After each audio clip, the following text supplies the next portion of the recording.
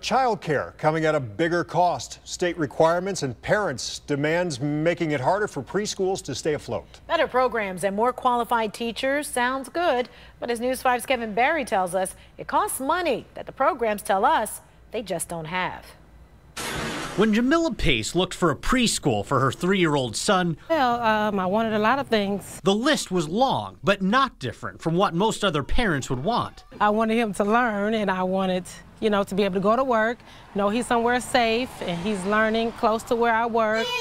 She picked the Lexington Bell Community Center. Good listening. Where Candice Davis is the preschool teacher.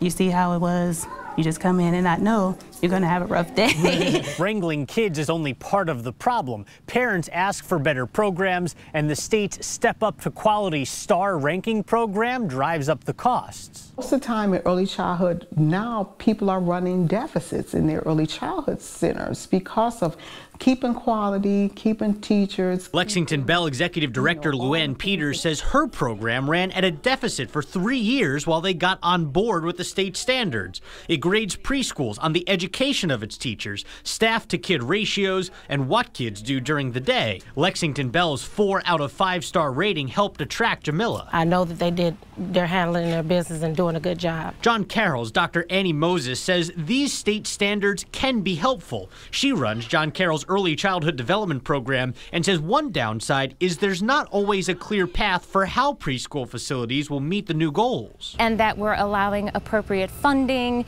and training and resources so that everyone can meet those expectations. And I'd say we're still working. I think that's still a work in progress. We looked out the way. 14 years ago, when Candice got into childcare, she says there weren't all these requirements for teachers and their facilities. It's just you had to have the pleasure to work with them and the passion.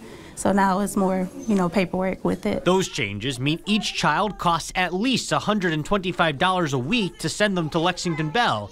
It's steep, but other child care centers say it often costs more to run the preschool programs than the parents pay. We pay out of pocket, so, we need it, though. The children are our future. In Cleveland, I'm Kevin Barry, News 5.